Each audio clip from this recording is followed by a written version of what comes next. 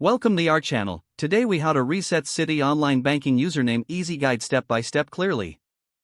To reset your Citi online banking username, begin by opening your web browser.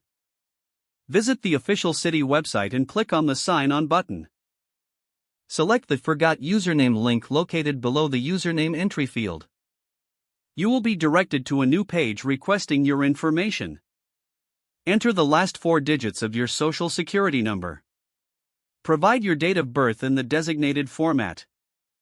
Click the Continue button to proceed. Next, verify your identity by following the prompts. You may receive a verification code via email or text message. Enter the code in the specified field and click Continue. Once verified, you will be guided to create a new username. Choose a username that meets the specified criteria. Confirm your new username by re-entering it in the required field. Finally, click on the Submit button to save your changes. Your Citi online banking username has now been successfully reset. You can log in with your new username on the Citi website. If the page does not load, refresh the browser or try again in a private or incognito window. Make sure you are using the correct email address, then retype it carefully to avoid small typos. If your password is not accepted, use the reset option and create a new strong password you can remember. Check your spam folder for verification or security emails, then complete any requested confirmation steps. Enable two-factor authentication if available to improve account security and reduce unauthorized access risk.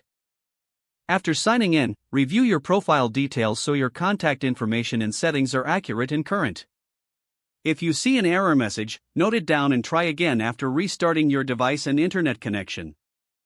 Log out when you finish, especially on shared devices, to keep your account and payment information secure. If the page does not load, refresh the browser or try again in a private or incognito window. Make sure you are using the correct email address, then retype it carefully to avoid small typos.